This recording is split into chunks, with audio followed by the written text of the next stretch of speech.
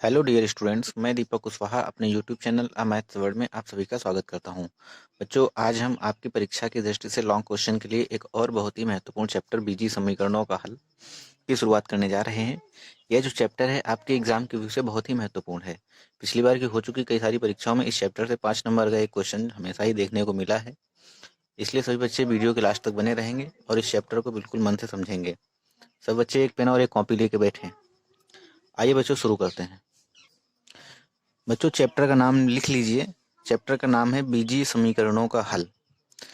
इन बीजीय समीकरणों को अलजेब्रिक इक्वेशंस, बीजीय समीकरणों को इंग्लिश में कहते हैं the solution of algebraic equations. तो इन अलजेब्रिक इक्वेशंस को सॉल्व करने के लिए हम एक न्यू मेथड पढ़ेंगे, नया तरीका पढ़ेंगे। इसको कहते हैं आंकिक विधियां। हम आंकिक विधियां यानी कि न्यूमेरिकल मेथड्स के माध्यम से बीजीय समीकरणों को हम हल करेंगे, यानी कि अलजेब्रिक इक्वेशंस को सॉल्व करेंगे। बहुत ही महत्वपूर्ण चैप्टर है और बहुत ही कठिन चैप्टर माना जाता है। ये इंटीग्रेशन से भी कठिन चैप्टर माना जाता है उन बच्चों के लिए जो बच्चे मन लगा के नहीं पढ़ाई करते हैं।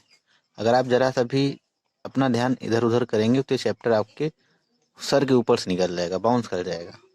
तो बिल्कुल हमारे द्वारा बोले गए एक एक शब्द पे आप बहुत अच्छे से कंसंट्रेट करके समझें और कंसंट्रेट बनाए रखें। तो बच्चों, हेडिंग डालिए बीजीय समीकरणों का हल। तो बच्चों, सबसे पहले हम आपको बताते हैं कि बीजीय समीकरण होती क्या है। तो अलजेब्रिक इक्वेशन, जैसे मान लिया कि एफ एक्स बराबर जीरो, एफ एक्स बराबर जीरो कोई अलजेब्रिक इक्वेशन है। अलजेब्रिक इक्वेशंस कैसी होती हैं? क्वाड्रेटिक भी हो सकती हैं, द्विघाती हो सकती हैं, त्रिघाती यानी कि क्यूबिक भी हो सकती हैं, चरघातांकी यानी कि चरघाती मतलब बाइक्वाड्रिक भी हो सकती हैं। तो इन सारी इक्वेशंस को सॉल्व करने के लिए हमारे पास बहुत सारे मेथड्स होते हैं। द्विघात समीकरण होती है, हम धराचार्य सूत्र को लगा के भी वैल्यू फाइंड आउट कर लेते हैं, रूट्स फाइंड कर लेते हैं, दो वैल्यू निकाल लेते हैं। लेकिन मतलब अभी तक हमने किन टाइप की इक्वेशंस को सॉल्व करना सीखा है? हमने अभी तक एफ एक्स बराबर जीरो यानी कि हमने मान लो x cube minus three x minus five, इस तरीके की इक्वेशंस को सॉल्व करना सीखा है।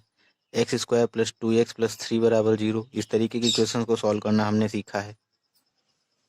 मतलब काफ़ी सारी इक्वेशंस को, अलजेब्रिक इक्वेशंस को हमने सॉल्व करना अभी तक सीखा हुआ है और अभी तक हम करते चले आ रहे हैं इस प्रकार की इक्वेशंस को सॉल्व। जैसे कि मान लो इस तरीके की भी इक्वेशन को आपने सॉल्व किया हुआ है, एक्स क्यूब माइनस एटीन बराबर जीरो। सॉल्व करने का मतलब होता है बच्चों एक्स की वैल्यू फाइंड करना, एक्स के रूट्स फाइंड करना। तो अगर इस तरीके की इक्वेशंस हमको दी रहती थी तो हम आसानी से इनकी वैल्यू फाइंड कर लेते थे अपने पुराने किसी न किसी मेथड्स का यूज करके, शेषफल प्रमेय का यूज करके, उनके गुणनखंड बना के। लेकिन बच्चों, अगर हमें इक्वेशंस कुछ टिपिकल टाइप की दी गई हों, जैसे कि इक्वेशन दी गई है two x minus log ten x plus seven बराबर जीरो, इस तरीके की इक्वेशन दी गई, हमसे कहा जाए कि भाई इस इक्वेशंस के एक्स के मान फाइंड करो, कैसे निकालेंगे? थोड़ा सा टिपिकल हो जाता है, कैसे सॉल्व करेंगे? अगर हमें इक्वेशन दी जाए एक्स ई की पावर एक्स माइनस टू बराबर जीरो, तो इस तरीके की इक्वेशंस को हम कैसे सॉल्व करें? थोड़ा ट्रिपिकल हो जाता है। इक्वेशन मान लो दी गई एक्स माइनस ए की पावर माइनस एक्स बराबर जीरो, इस तरीके की इक्वेशंस को कैसे सॉल्व किया जाए? थोड़ा ट्रिपिकल हो जाता है। तो बच्चों, इस तरीके की इक्वेशंस को सॉल्व करके एक्स की बिल्कुल एक्यूरेट वैल्यू फाइंड करने के लिए हम आंकिक विधियों का प्रयोग करते हैं। इस चैप्टर में हमें यही सीखना है कि हमें इस प्रकार की अगर टेढ़ी मेढ़ी इक्वेशंस दी गई हैं, अलजेब्रिक इक्वेशंस दी गई हैं, तो इन इक्वेशंस को सॉल्व करके हम एक्स की वैल्यू कैसे फाइंड करेंगे? क्या तरीके होते हैं उन वैल्यू को फाइंड करने के? तो बच्चों, अभी तक हमने आपको जो बताया, अब तक जो बताया उस बात को आप लिख लीजिए, ताकि आप जब भी रिवीजन करने बैठेंगे तो आपको सारा कुछ समझ में आएगा। तो पहले आप नोट कर लीजिए जो भी हमने आपको अभी तक बताया हुआ है। तो बच्चों, आशा करते हैं कि आप इस चैप्टर की रूपरेखा को समझ पाए होंगे कि हमें इस चैप्टर में क्या पढ़ना है। तो अभी तक हमने आपको जो बताया उस बात को आप थोड़ा सा लिख लीजिए। इस तरीके से लिखना स्टार्ट कीजिए कि माना एफ एक्स बराबर जीरो एक समीकरण है। एफ एक्स बराबर जीरो क्या है बच्चों? एक समीकरण है। यदि ये जो समीकरण है, यदि यह समीकरण द्विघातीय, द्विघाती को इंग्लिश में क्या बोलते हैं बच्चों? क्वाड्रेटिक। क्वाड्रेटिक त्रिघातीय, त्रिघातीय का मतलब बच्चों क्यूबिक या चरघातीय, चार घातीय, मतलब दो घात की हो x की पावर 2, त्रिघात की हो यानी कि x क्यूब, चरघातीय मतलब x की पावर 4 यानी कि बाई क्वाड्रेटिक।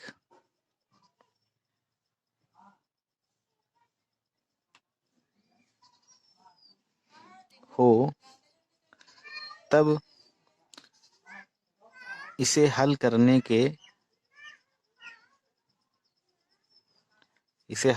के लिए हमारे पास बहुत सारी विधियां हैं,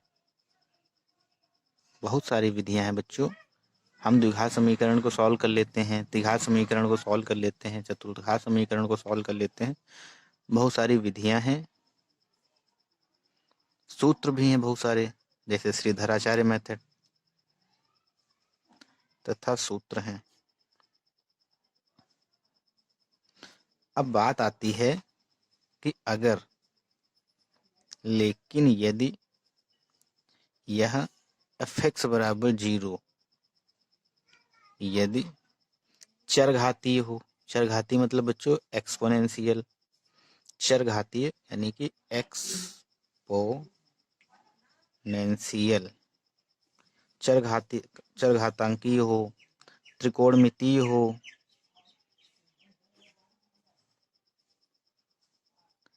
त्रिकोणमितीय हो, लघुगणकीय हो बच्चों, लघुगणकीय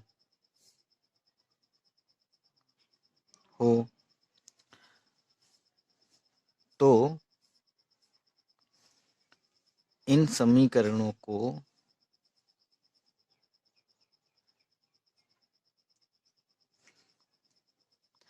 साधारण विधि से, साधारण विधि मतलब बच्चों समझ रहे क्या होती है, जो अभी हमने आपको पहले बताया, साधारण विधियों से हल नहीं किया जा सकता।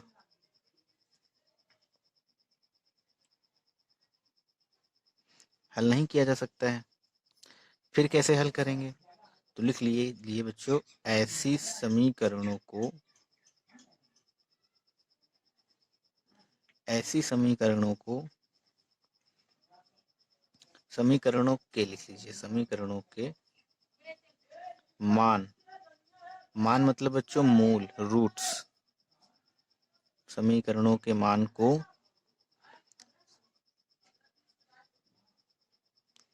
सन्निकट मान, समीकरणों के मान, ऐसी समीकरणों के मानों को आंकिक विधियों द्वारा, आंकिक विधियों द्वारा ज्ञात करते हैं। ठीक है बच्चों, आशा करते हैं यहाँ तक आप समझ पाए होंगे, इस चैप्टर की भूमिका को आप पूरी तरह से समझ पाए होंगे कि हमें इस चैप्टर में करना क्या है। तो बच्चों, जो आंकिक विधियां हैं आखिर अब ये क्या होती हैं, ये कौन सी विधियां होती हैं? तो लिख लीजिए, नीचे लिखिए बच्चों, आंकिक विधियां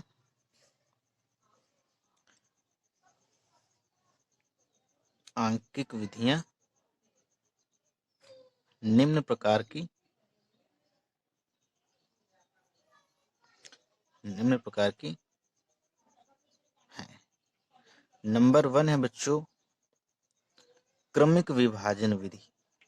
आंकिक विधियों में बच्चों सबसे पहली विधि कौन सी है? क्रमिक विभाजन विधि। हिंदी में कहते हैं क्रमिक विभाजन विधि। क्या कहते हैं बच्चों?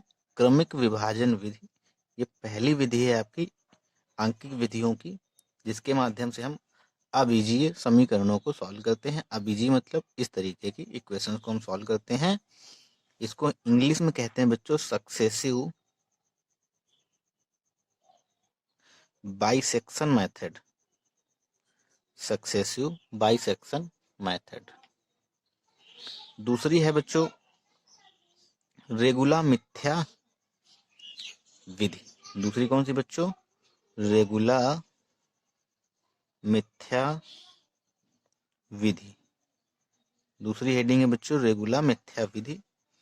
इसको हम लोग कहते हैं रेगुला मिथ्या विधि को रेगुला फॉल्स मेथड, रेगुला फॉल्स मेथड। और तीसरी है बच्चों न्यूटन रैफसन विधि, न्यूटन रैफसन विधि। इसको कहते हैं बच्चों इंग्लिश में भी यही कहते हैं न्यूटन रैफसन मेथड। और फोर्थ नंबर है बच्चों आपकी बहुत ही महत्वपूर्ण है, फोर्थ है बच्चों गॉस विलोपन विधि।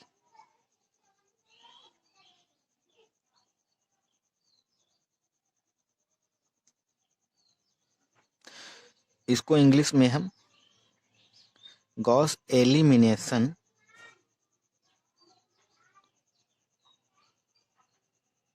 मेथड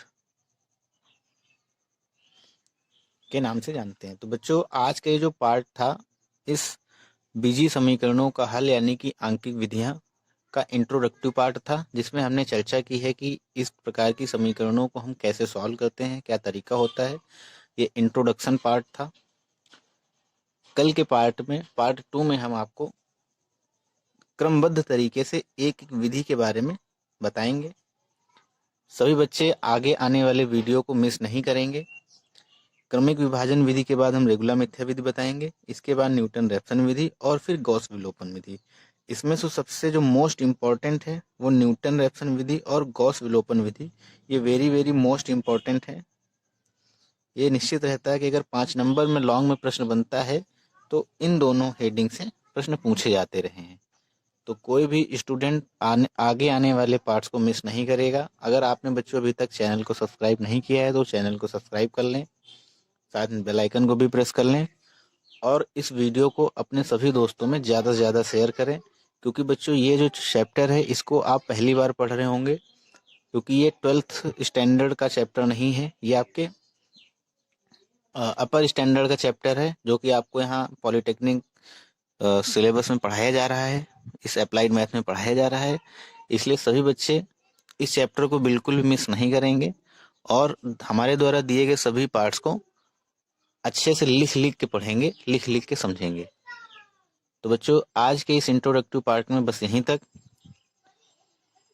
सभी बच्चों को बहुत बहुत धन्यवाद।